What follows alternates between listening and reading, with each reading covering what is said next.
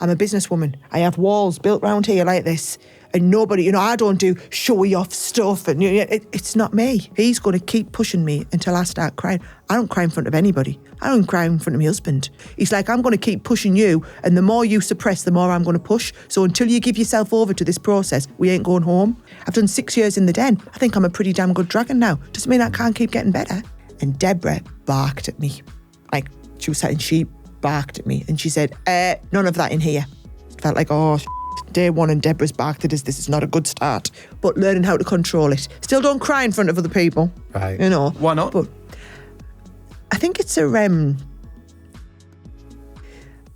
biggest thing I learned, so I don't know if you remember, but when I was in Strictly, week 1, I was bottom of the leaderboard and I was Bucky's favourite to be out first, right? And that was really difficult because I knew this was the biggest opportunity in my life. I was so excited about it. And I went into that show and we did the dress run on the first day and I watched everybody else, 15 contestants, and I kind of weighed up my competition and I thought, there's about half of you who are definitely better than me and the other half of you, I can give you a damn good run for your money. So if I work really hard, I might make it to halfway. That is, halfway to me is like winning to other people. That's what I'm going to set my targets on, right? And so I focused so much on me cha-cha-cha the first week, getting my lockstep perfect, putting my hip out on the New York, like all the technical stuff. And then I went onto the show and I did it. I was 4th to dance and I got really crappy scores off the judges, but I'd watched other people's cha-cha-chas when I thought, yeah, but I did that New Yorker better than you and I had straighter legs than you, so I know technically I know I'm better, so you're probably going to score worse than me. And they bloody didn't. They all got more scores. And I didn't understand that because that didn't seem fair. I was like, well, but my dancing was better and I know because I've studied this now for 2 weeks. I know that dancing was better. And I watched the show back that weekend and I realised what they did, which I didn't, is they gave all of themselves to that process. They went out there on the dance floor on the Saturday night, all their inhibitions were gone and they just gave themselves. And I didn't. I'm a businesswoman. I have walls built round here like this and nobody, I don't do showy off stuff and it's not me. So those walls were up. So I was focusing on being a good dancer, but with the walls up. And the public don't want to see that. They want to see a bit of vulnerability. They want to see you giving yourself over to it. And I remember thinking, this is the biggest opportunity in my life and I'm probably going to screw it over and I'm going to be out in week 2 and I'll be devastated, right? However, week 2 was a ballroom dance. So whereas the first week was Latin, and Latin's all about showing off, right? The ballroom is about being elegant and being technically perfect. And I worked so damn hard at it. I remember it was all about, it was foxtrot, driving through your standing leg, and I worked on the technique and I perfected. And I came out on that Saturday night and I made Strictly history. I was the only person to double my scores from week 1 to week 2. And I went from the very bottom of the leaderboard to the very top of the leaderboard in week 2. And it just gave me that whole understanding of, okay, I've got to go back to Latin next week and actually I'm going to go back to being shit and I'm going to go back to being at the bottom of the leaderboard unless I can break those walls down and show a bit of vulnerability. And how did you do that? So they hired an acting coach to come in. So my VT in week 3 is they hired this guy called Daniel, put me on a stage up in Stockton and made me stand on this stage and do acting things. Now, you've got to remember, most people who've got to be on Strictly have probably been through stage school, either because they're in a band or they're in a TV show or whatever. I haven't. I'm a businesswoman. We don't learn how to do this stuff, right? And I remember Aliash was sitting in the audience in the middle of this theatre and I was on the stage and this Daniel's making us do all this stupid stuff or whatever, right? And after about an hour, I could feel my emotions were bubbling up a little bit. And so as I do, I was just suppressing them, because there was no place for emotion on here. This was a dance competition. It's all about technique, right? And he sensed it in me and he kept pushing me. And so I kept suppressing. And eventually he said to us, I can be here all day if we need to, I'm not going until those emotions come out. And I stood there and I thought, he needs me to cry on this stage. He's going to keep pushing me until I start crying. I don't cry in front of anybody. I don't cry in front of my husband. And I certainly wasn't going to stand on a stage and cry in front of Aliash. No chance.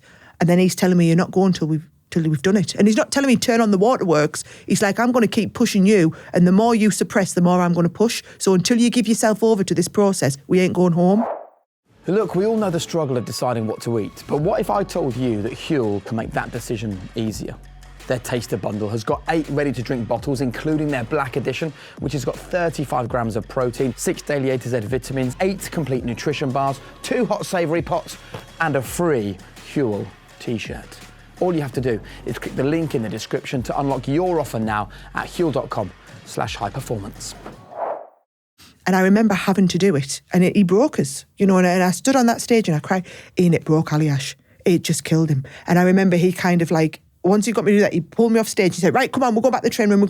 And he got me into the car and he was like, partner, I'm so sorry. I'm so sorry they did that to you. You didn't, you could sense that that's not me, but it needed to happen.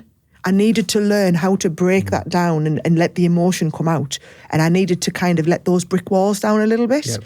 And I think that's what Strictly taught me. It taught me to be vulnerable in front of other people when I'd never, ever allowed myself to do that. And I think it's really helped me in my everyday life, but learning how to control it. Still don't cry in front of other people. Right. Why not? But I think it's a lot of the people, so within my business, right, those people look up to me. Even when times are tough, they need to believe that I've got my shit together and I've got this.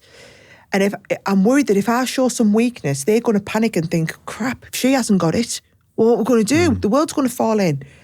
And so I still kind of hold to that of, I've got to do this. But I remember at the end of Strictly, I remember when I went and did my It Takes Two interview, I was overcome with emotion. And I remember ending up, Rylan got me crying in the studio on national telly. But I wasn't annoyed with myself because I just thought, you know what? I'm only human and this has got to me and it's broken me. And it's probably all right for people to see that because it's not a weakness in business. It's not a weakness in life. It's a I'm human response. I also think it plays into so much of your story, which is about being a lifelong learner, constantly developing, constantly growing. So before we move on to our quickfire questions to wrap up so you can get that train to get home to your kids, which is very important, I'd love to get some advice from you for our audience about being a lifelong learner, how we can live with that mindset, but crucially, why that has been such an important calling card for the life that you've lived. This is going to sound big-headed, but I'm not trying to say it. I am the best in the world at selling craft products on the telly, right? And that's not my opinion. I can tell you now, you can look at our dollars per minute sales, nobody can touch us. I'm absolutely brilliant at that, right? But I'm still constantly trying to get better.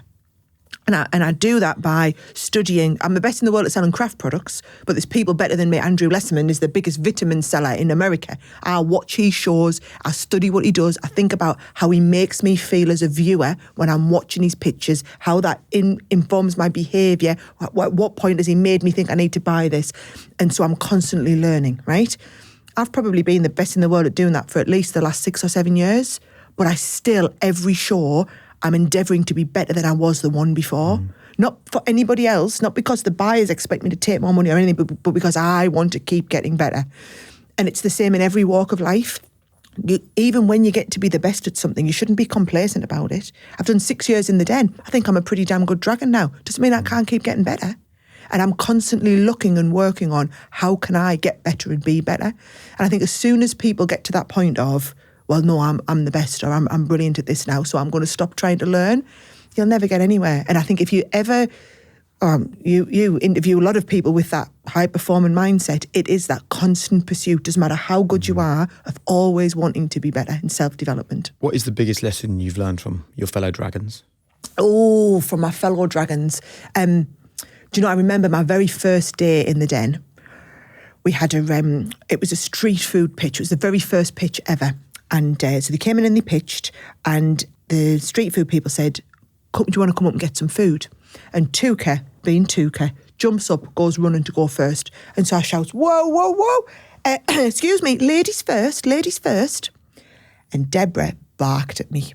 Like, she was saying, she barked at me. And she said, none of that in here. There's no ladies and no gentlemen. We're all dragons. We're all the same. And I didn't understand at the time what that meant or why it was. I just felt like, oh, shit, day one and Deborah's barked at us. This is not a good start, right? But you know what? She's kind of taken me under her wing now for 6 years. And she's an incredibly powerful woman in business, but she will never let you call her that. She's like, I'm not a woman in business. I'm just in business. If I start thinking about myself as being different and a woman, then, I can't stand up against my male counterparts. I'm just in business. And I think for a lot of people that say to me, I'm either an ethnic minority or I sound like I do or whatever it is, you immediately put yourself into that mindset of I'm in a minority or I'm not as good as other people. And I think just learning to be, everybody's the same and I'm going to be the best irrespective of what that is in that class. That's the way to constantly keep driving and to be the best that you can be.